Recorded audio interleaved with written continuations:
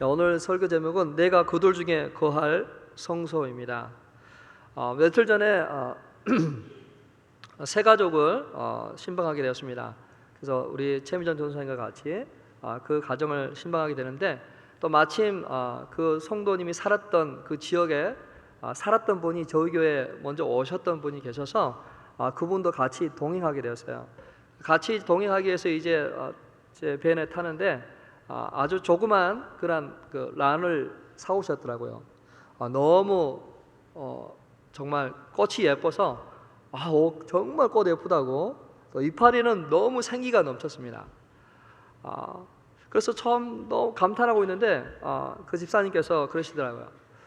자기 집에도 자기 따님이 그 란을 사다 주셔가지고 2달 동안 열심히 물을 줬다 그래요.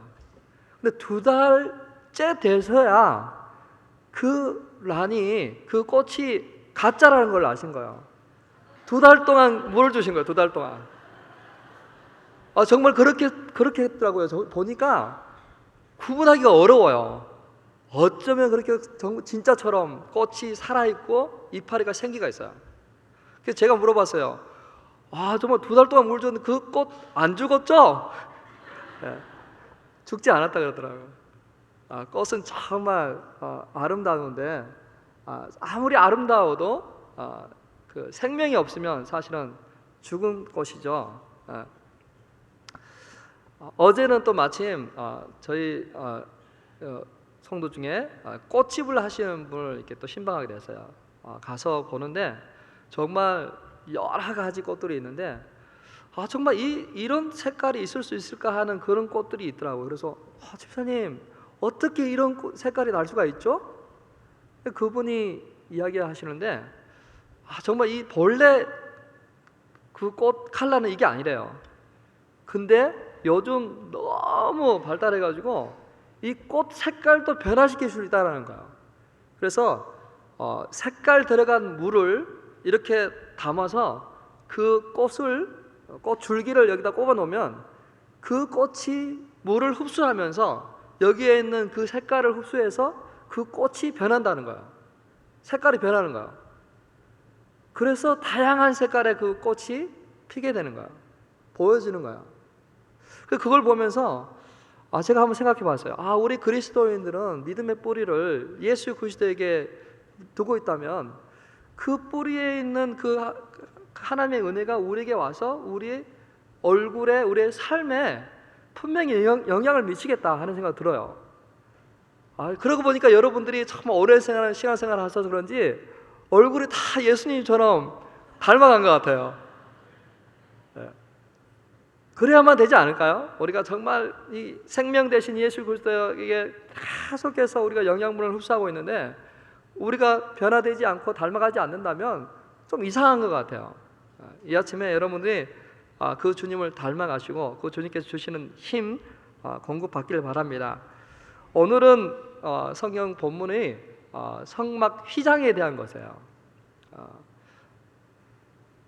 좀 어려울 수도 있는데요. 가능한 쉽게 한번 설명해 보도록 하겠습니다. 먼저 이 성막 휘장, 휘장하면은 조금 저희들이 혼란이 있는 것 같아요. 성소하고 지성소를 중간을 이렇게 덮고 있는 휘장이기 때문에 다른 것들하고 조금 혼란이 돼서 휘장이란 말 대신에 덮개라고 쓸게요. 덮개, 덮는, 그 성막을 덮는 덮개, 또는 앙장이라고도 하기도 하는데 저는 또 제가 발음이 좀 잘 안 좋아서 덮개가 가장 좋은 것 같아요. 성막 덮개로 이제 부르도록 하겠습니다. 성막 덮개를 이렇게 제가 설명하기 전에 이 성막, 그러니까 이 교회의 그 역사를 좀 잠깐 리뷰하도록 하겠습니다. 성막, 하나님께서 최초로 이 땅 가운데 당신이 거할 성소를 주신 것이 바로 성막입니다. 성막. 그 다음에 성막 다음에 생긴 하나님이 거하실 초소가 무엇이었죠? 솔로몬 성전이죠. 우리 성막은 항상 이동용이지만 이제 그 이동하는 것들을 멈추고 이제 나라가 정착되고 세워지면서 솔로몬을 통해서 솔로몬 성전이 지어지게 됐습니다. 그렇기 때문에 더 이상 뭐 분해해서 이동하지 않게 되겠죠. 또 그 규모는 엄청나게 커졌습니다. 보통 뭐 진설병이라든지 또 금초대라든지 이런 것들이 다 본래 한 개 있어야 되잖아요. 근데 솔로몬 성전에는 그 금초대나 진설병이나 물두멍 또 이런 것들이 10개씩이나 돼요. 그 많은 백성들이 다 할 수 있도록 그렇게 규모를 크게 했죠. 그러나 이 솔로몬 성전은 바벨론 느부갓네살 왕에 의해서 파괴되고 탈취당하고 없어지게 된 것입니다. 그 이후에 어떤 성전이 생겨났죠? 그 이후에 솔로몬 성전이 파괴되고 이스라엘 백성들이 포로로 다 잡혀가죠. 그리고 나서 어떤 성전이 생기죠? 스룹바벨 성전이 생기죠. 고레스 왕이 다 니네 나라로 돌아가고 파괴된 성전도 다시 지어라 그래서 그 포로 기항했던 사람들이 지었던 성전이 스룹바벨 성전이라고 이야기합니다.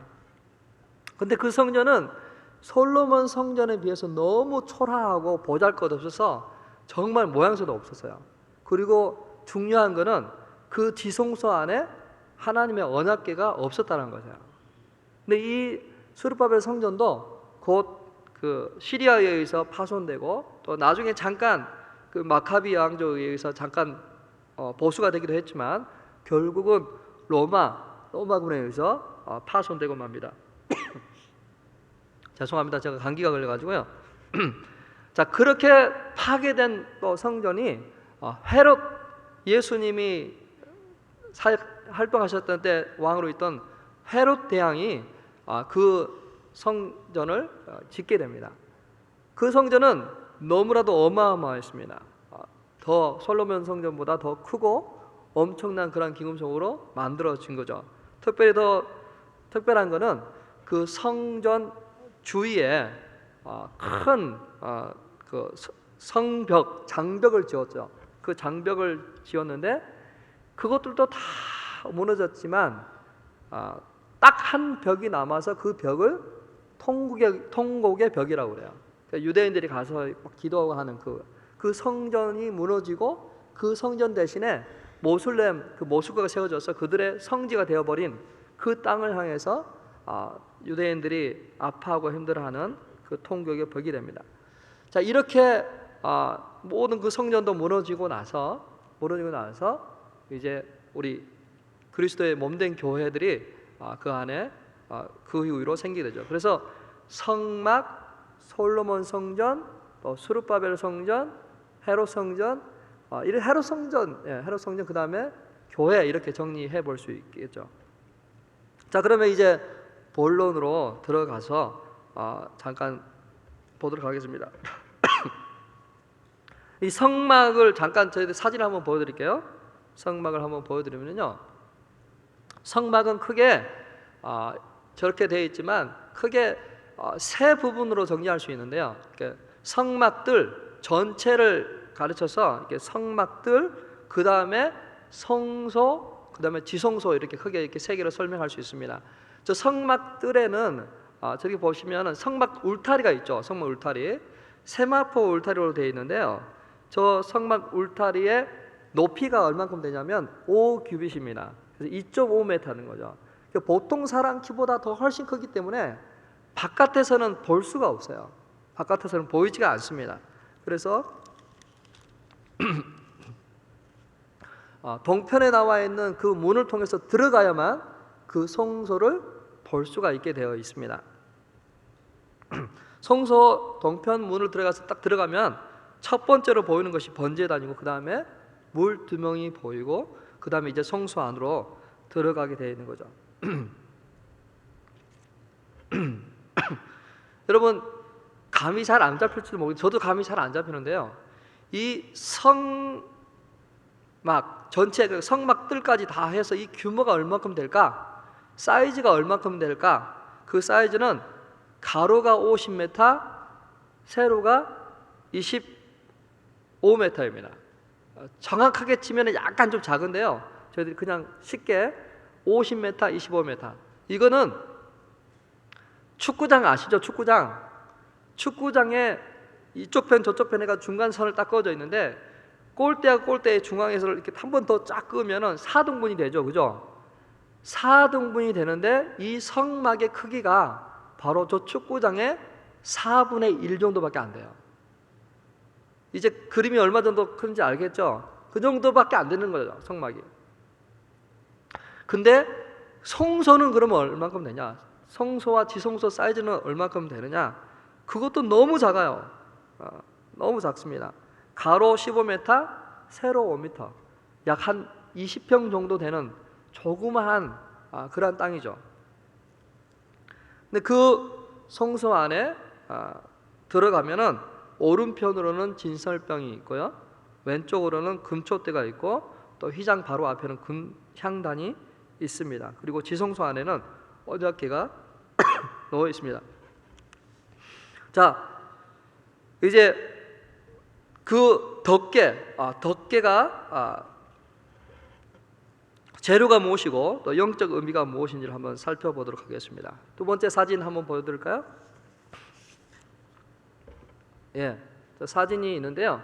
저 성소를 덮고 있는 덮개 첫 번째, 두 번째, 세 번째, 네 번째 있는데요. 첫 번째는 배실, 청색, 자색, 홍색 실로 들어있고 그 안에 그룹들이 수놓아져 있는 것입니다.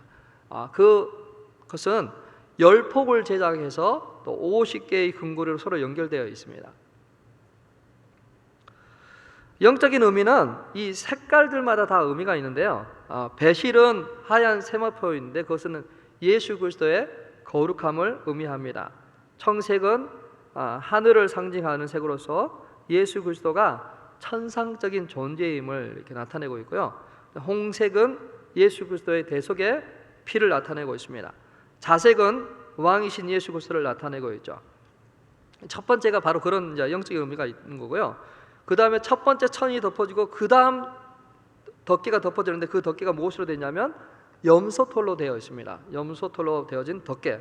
자, 이거는 본래 첫 번째 덮개는 10장을 만들었는데 이 두 번째 덮개는 11장을 만듭니다. 왜냐하면 하나를 덮고 그 위에 덮은 것들은 조금 더 길이가 길어야만 그 아래 거를 다 덮을 수 있기 때문에 그렇게 되어 있는 것이죠.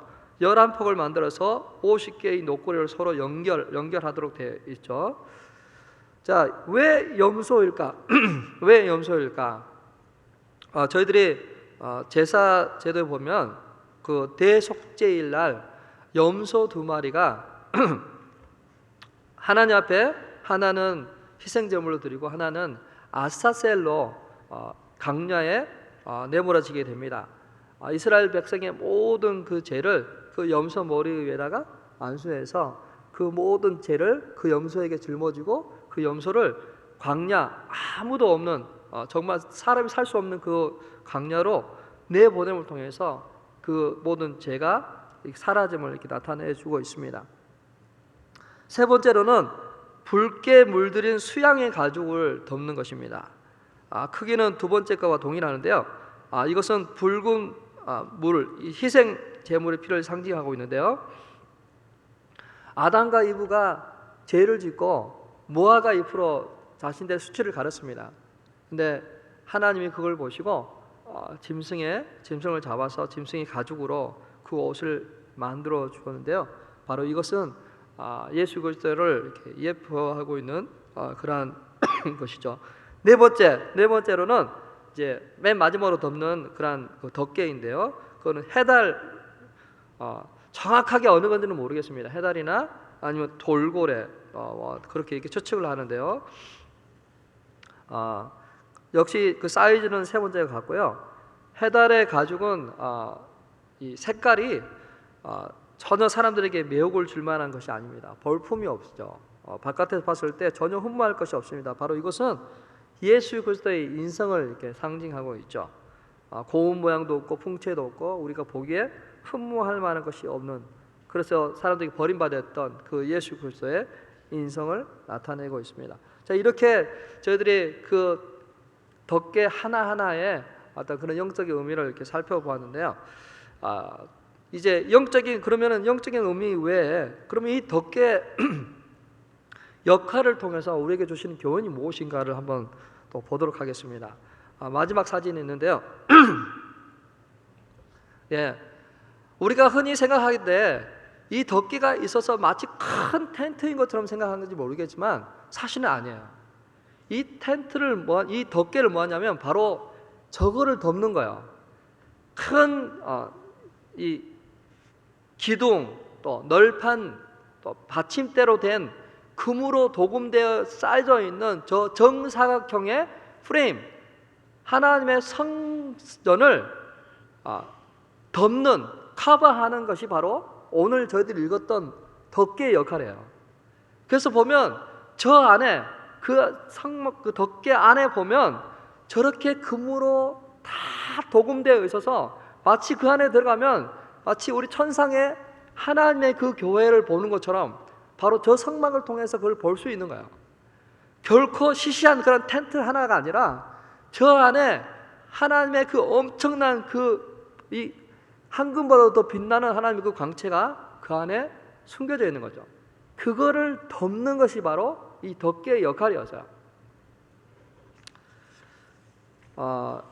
저는 한 번도 정말 옛날 이 성경에 그대로 만들어 놓은 그런 그 성막 거기는 가보지는 못했습니다. 그러나 한번 가보고 싶어요. 정말 저렇게 황금으로 도금해가지고 저 안에 들어갔었을 때 어떤 느낌인지를 한번 보고 싶어요. 참 이 이스라엘 백성들이 이 성전을 봤을 때 그 안에 황금으로 되어 있고 무엇보다도 정말 그 지성소 안에 그 신비한 그거를 느꼈을 때 어떻을까? 여러분 느껴보고 싶습니까? 여러분 곧 느끼게 될 것입니다. 이 정사각형 프레임 골격은요 어떻게 되어 있냐면 48개의 널판, 또 11개의 기둥, 또 28개의 지지대, 또 96개의 은 받침으로 구성되어 있습니다. 이 모든 것들이 은 받침만 빼고 나머지는 다 금으로 이렇게 도금되어 있는 것이죠.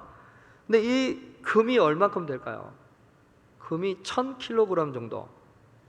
우리 보통 70kg 된 성인 남자 14명의 몸무게 정도 되는 금으로 다 하는 거죠.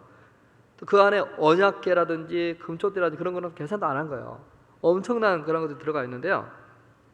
근데 이 널판, 기둥, 이 받침대 이런 것들이 다 서로 연결되어서 정사각형의 그러한 성소가 지어진 것입니다.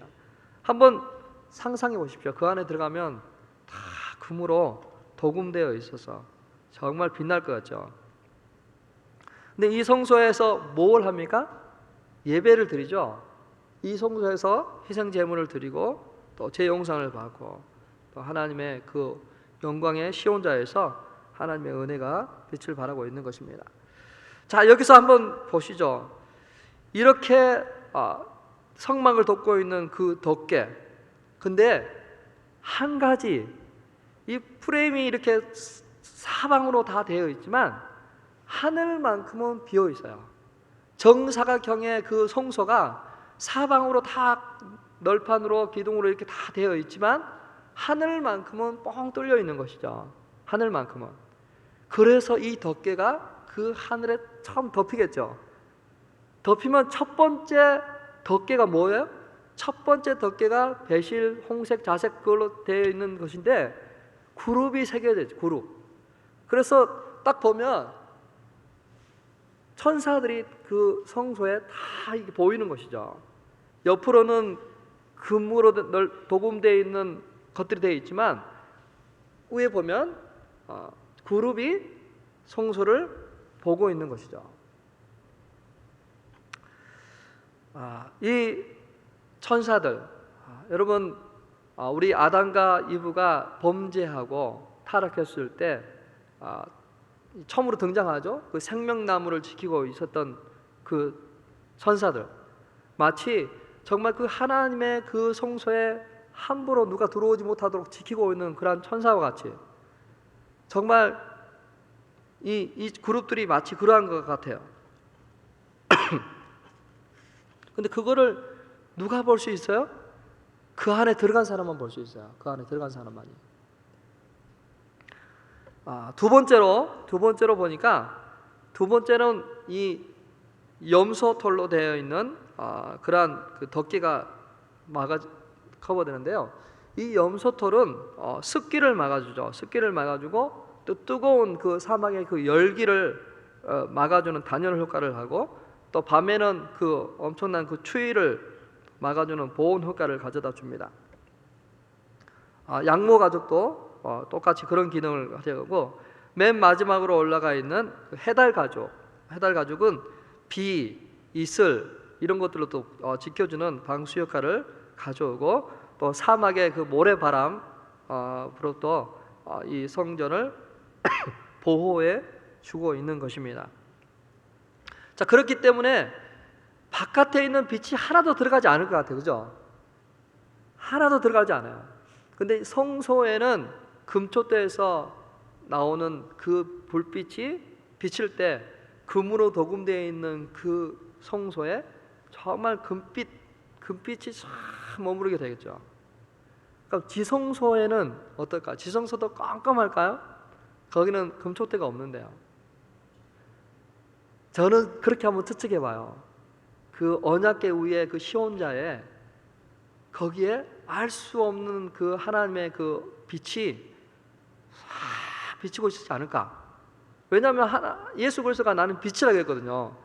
태양이 아닌 정말 참 빛 대신 그 하나님이 그 시온자에 계신다면 하나님의 그 은은한 그 빛, 감히 세상에 사람들이 비치지 않은, 만들지 않는 그 불빛이 그 안에 있지 않을까? 그렇게 하면 상상이 되더라고요. 사랑하는 성도 여러분, 이 영광스러운 모습을 누가 알 수 있을까요? 누가? 바깥에 보기에는 그냥 해달 가죽이에요. 너무나 볼품이 없어요.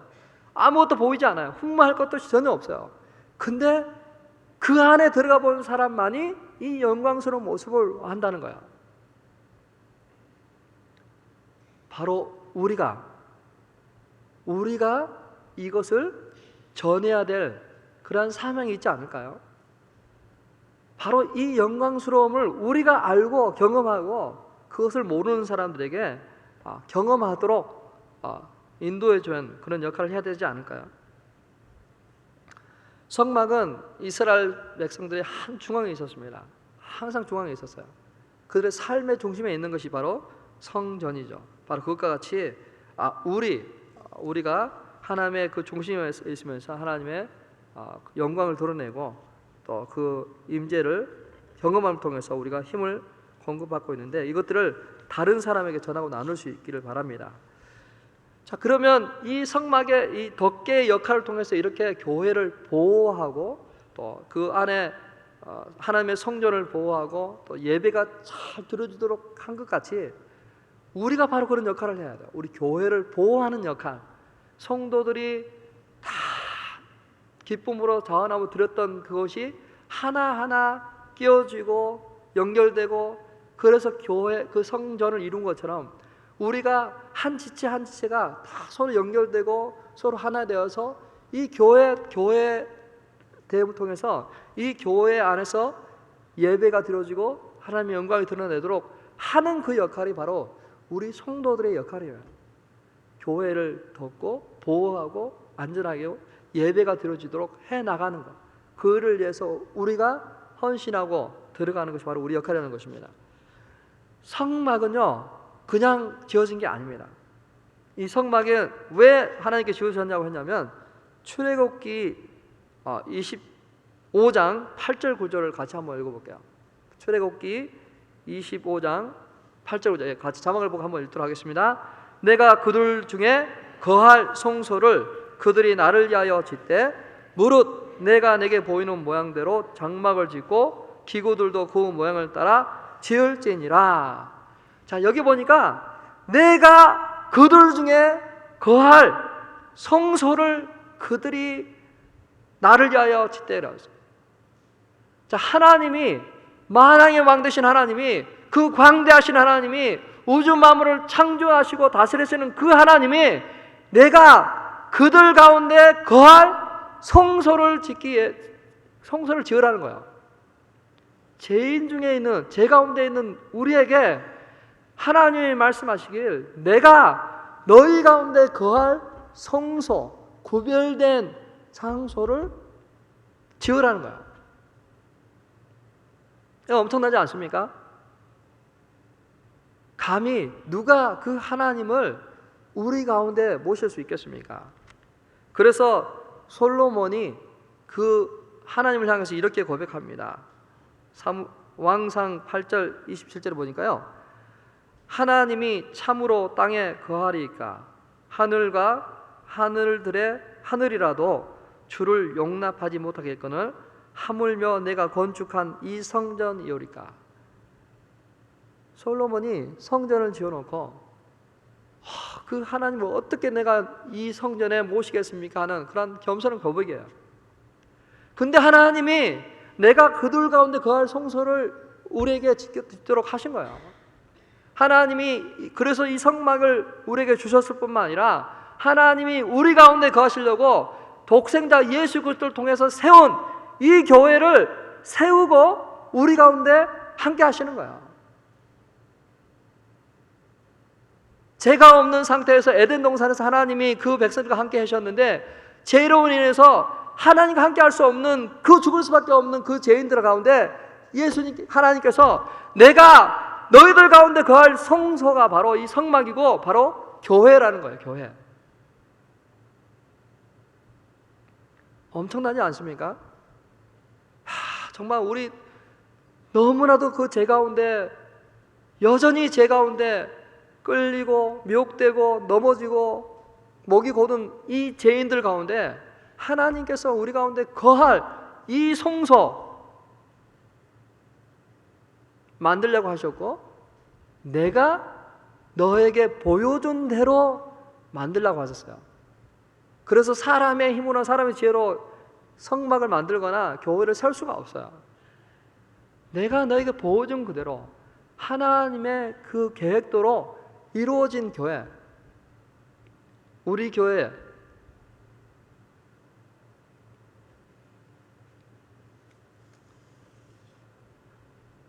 하나님은 당신이 우리에게 은사를 주시고 당신의 교회를 세워나가세요. 근데 그 은사들 중에서도 가장 정말 교회의 덕을 위해서 또 교회의 하나됨을 위해서 연합함을 위해서 또 교회의 사명을 잘 감당하고 예배를 드리는 그 목적을 이루기 위해서 하나님께서 당신의 그 사람들을 감동하시고 끌어가세요. 사랑하는 성도 여러분, 우리 한 사람 한 사람들이 바로 이 하나님의 그 영광의 그 강체를 드러내는 이 귀한 교회를 지키고 보호하고 연합하고 정말 교회의 사명을 이루는 잃어버린 영혼들을 구원하고 살리는 그러한 역할에 쓰임받길 바랍니다. 여러분, 겉으로 보기에는 해달 가죽으로 지어서 아무도 보잘것이 없는 교회예요. 아무것도. 지금 오늘날 한국 교회에 비춰지는 모습이 바로 그런 교회예요. 아무것도 보잘것이 없는 그런 해달 같은 그런 교회여야만에 불구하고 우리는 겉은 화려하게 만들어놨는데 이 안에는 하나님의 영광이 사라져버린 교회. 그러나 이 성막은 겉은 초라한데 안에는 하나님의 그 영광의 강체로 가득 덮여있는 그런 교회. 바로 우리 교회는 여러분이 사랑하고 여러분이 정말 온 힘을 다하는 우리 교회는 겉은 화려하지 않으려 할지라도 이 속은 하나님의 영광의 강체가 넘쳐서 이 안에 들어온 사람들이 그 하나님의 그 영광을 보고 정말 그분 앞에 엎드리지 않고는 견딜 수 없는 그러한 교회가 되고 이 안에 들어왔었을 때 그 하나님의 임재로 인하여서 눈물을 흘리고 자신의 그 악함과 그 죄악들을 회개하고 통회하는 그런 교회가 되어야 될 것입니다. 그런 교회가 되기 위해서 우리가 스스로가 우리 한 사람 한 사람들이 계속 십자가 앞에 나와서 우리 자신을 정결하게 하고 새롭게 하고 주님께서 나를 불쌍히 여겨준 것 같이 형제 자매들을 불쌍히 여기고 긍휼히 여기고 사랑하기 위해서 최선을 다할 때 바로 그 교회의 사명을 다 이룰 거라 생각합니다. 여러분 한 분 한 분들이 정말 이 그리스도의 몸된 교회를 향해서 덮개와 같이 하나하나 서로 연결되어서 그리스도의 몸을 이루어 나가는, 그래서 하나님이 정말 잘했다 착한 종이라는 그런 칭찬을 듣는 저와 여러분 되시길 바랍니다. 우리 찬송하도록 하겠습니다.